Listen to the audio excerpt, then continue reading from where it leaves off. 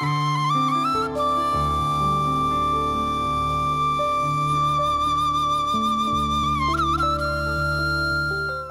TV பார்வையாளர்கள் வாசகர்கள் எல்லோருக்கும் வணக்கம். உளவளம் உளநலம் பேணவே மகிழ்வான வளமிக்க வாழ்வுக்கு மாற்றாரை கண்காணிப்பது போல எம்மையும் கண்காணிக்க வேண்டும் என்ற தலைப்பில் சுட்டிக்காட்ட முனைய போது மாற்றார் குறைபிடிக்க உமக்கு தகுதி இருக்கா என்று பார்க்க வேண்டும் என்பதை விளக்க விரும்புவேன். இப்போ ஒவ்வொருவரும் அவர் கார் ஓடுறார், அவர் அந்த மோட்டர் பைக் ஓடுறார், அந்த டிவி வச்சுக்கிறார், எல்லாமே மாற்றார் விடுப்பு கேட்பது விடுப்பு பார்ப்பது போன்று 6000 வேலையைத்தான் செய்கிறோம். அதே வேலையை நமக்கு செய்தா என்ன? அதான் நாங்கள் மற்றவையும் அப்படிதான் கேட்பேன். நீ என்னை பற்றி விசாரிக்கிற அளவுக்கு உன்னை பற்றி நீ விசாரிச்சியான்னு கேட்பாரு. அதாவது செல்ஃப் இவல்யூஷன், சுய மதிப்பீடு. நாங்கள் மற்றவருக்கு மதிப்பீடு செய்ய முதல் எங்களை நாங்கள் மதிப்பீடு செய்கிறோமா?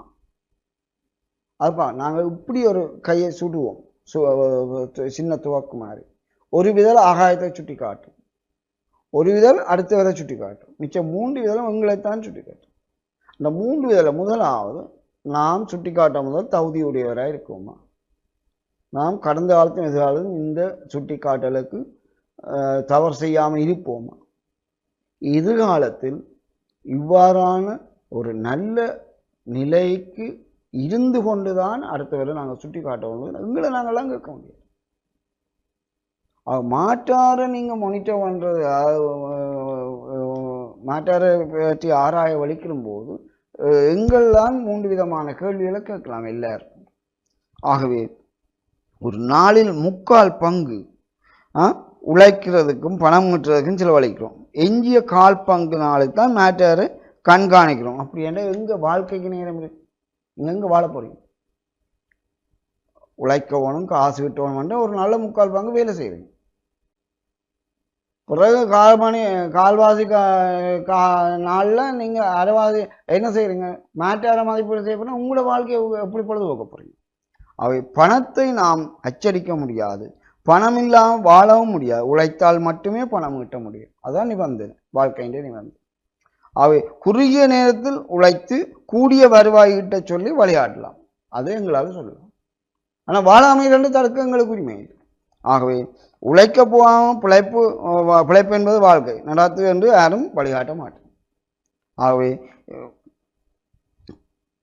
அப்படியானால் நாம் மாற்றாரை கண்காணிப்பதை விட்டுட்டு நமது சொந்த வாழ்க்கையை கண்காணிக்க வேண்டும் என்றால் இந்த அர்த்தம். ஆகவே மாற்றார முன்னேற்றத்தை கண்காணிப்பது அவர்கள் பாய்க்கும் நுட்பங்களை அறிந்து நாம் முன்னேறலாம். ஒரு ஆள் பணக்காரராக வந்துட்டு, பில் கேட்ஸ் அப்படி பணக்காரராக வந்து அவர்கள் எப்படி காசை சேமித்து முதலுக்கு மேலே போட்டு பெரிய உலக பெரும் பணக்காரனாக வந்தேன். அந்த நுட்பத்தை நாங்கள் மானிட்டர் பண்ணி எடுத்து புறையோன்னு நாங்கள் அதை கையாண்டு நாங்கள் பெரிய பணக்காரனாக வருது. அப்படி நாம் சிந்திக்கிறோமா? ஓயாமல் மேற்றாரின் வாழ்க்கையை கண்காணிப்பது மகிழ்ச்சி அடைவ ஒரு வகையில் உளநோய் அல்ல மனநோயாகவும் கருத முடியும். இங்கே உங்களோட வாழ்க்கையை பற்றி சிந்திக்காம அடுத்த வேண்டிய வாழ்க்கையை பற்றி தான் ஓயாமல் அலட்டிக் கொள்வீங்கள், அல்ல பேசிக்கொள்வீங்க, பார்த்து கொள்வீங்க. அதை சொல்லி பகிர்வதால் ஒரு மன நிறைவடைவீங்கண்டா அது ஒரு விதத்தில் உளநோயாகத்தான் கருதப்படும். அதை குறைத்து கொள்ளுங்கள், அல்ல தவித்துக் கொள்ளுங்கள். உங்களை நீங்கள் சரி பார்த்து கொள்ளுங்கள். மாற்றாரை போல முன்னேற நினைப்பதில் தவறில்லை, மாற்றாரை போல வாழ நினைப்பது தவறு. ஏன் வாழ முடியாது? பணக்காரராண்ட மாற்றாரன் சேமிப்பு அதிகம் நம்மிடம் இருக்கா?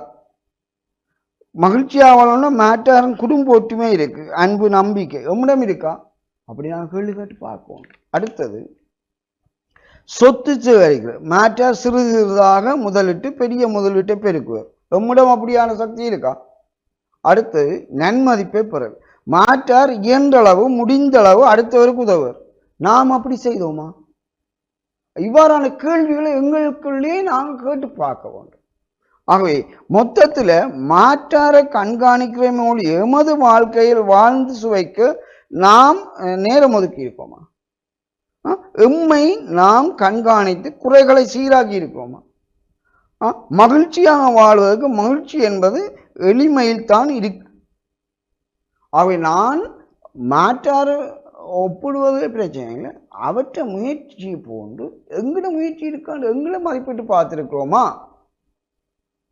ஆகவே நாம் எம்மை நாங்கள் மீள மீள கண்காணித்து சுய மதிப்பீடு எடுத்து நாங்கள் மகிழ்ச்சியாக இருக்கிறதுக்கான நேரங்களை ஒதுக்கி நாங்கள் மகிழ்வான வாழ்க்கை அமைத்து கொள்ள ஒவ்வொரு நாளும் சிந்திக்க வேண்டும் என்று கூறிக்கொண்டு விடைபெறுகின்றேன். நன்றி.